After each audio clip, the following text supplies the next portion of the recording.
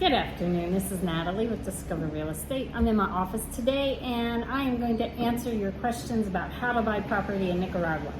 I get this all the time, so I thought I would do a nice little video to explain it all. So the first thing we do is we find a property you like. Then we come to a mutual agreement on the number. Now, I often represent both buyers and sellers in a process. So when I do that, I always tell my seller, never tell me how low you'll go, because I don't want them to accuse me of telling the buyer, oh, well, they're asking $250,000, but I know they'll take $190.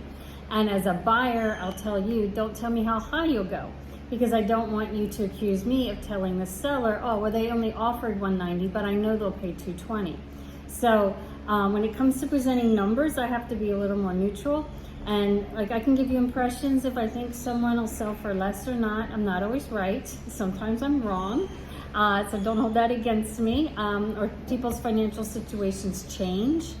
I had one sale where I lost it because a seller told me he would take $45,000 on a $90,000 property because he desperately needed money. I bought him a buyer about 2 months later. He presented the $45,000 offer and the seller turned it down because he no longer needed money. So people's situations change from day to day. Maybe you just catch a seller on the right day and he's fed up and he's tired and he'll take that lowball offer that he's turned down 5 times before. So you never know. And so I will present any offer you want to make on any property because I never know. So once we come to a mutually agreeable number, I do what's called a private sales agreement. That will detail who's buying what, who's paying what closing costs. If it's a house, if there's a property inspection, that's the first thing that gets done after we sign the private sales agreement. It's because that way you can dictate in the inspection report if there are repairs in the house over $2,000, $5,000, $10,000, just depending upon the house and how bad of shape it's in, whatever number you're comfortable with. So if the repairs are more than that, then you have the right to cancel the purchase agreement or renegotiate the contract. That is important, and that is the very first step after we sign the private sales agreement. So also, while the private sales agreement is in the process of being signed, I will introduce you to a lawyer. You're welcome to use whoever you want. However, I have a couple of lawyers I highly recommend.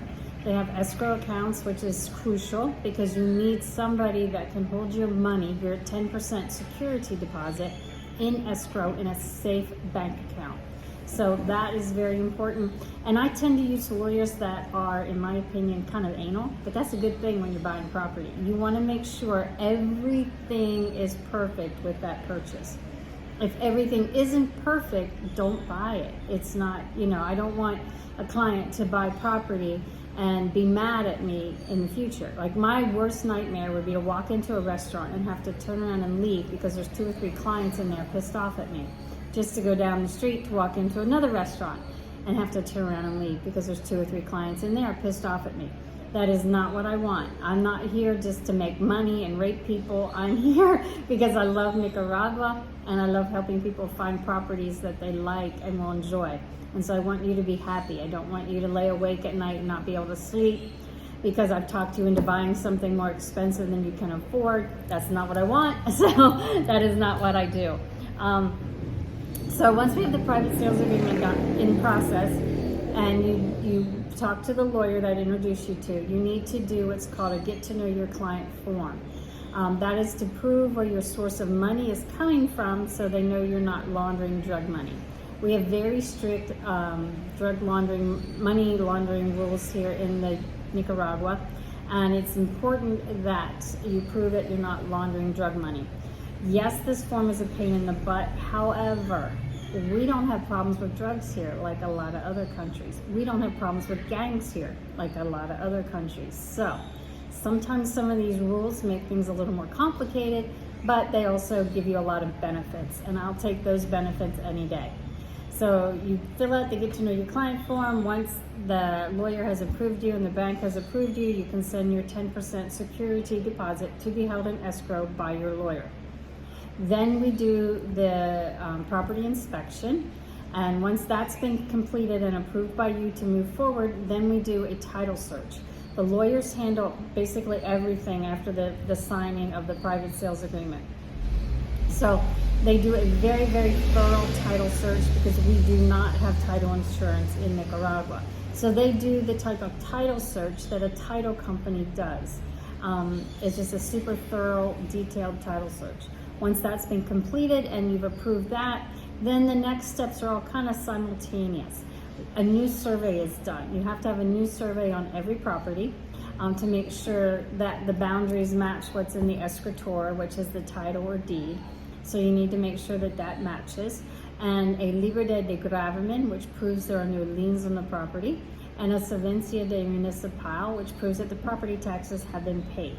So once all of those documents are completed and ready, we're finally ready to close.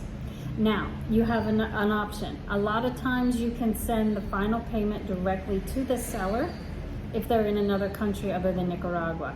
Or you can send the money all to your attorney and then let the attorney pay the seller, whether they're in Nicaragua or Canada or the US or wherever. So you have a few options on how you make that final payment, and we get to close.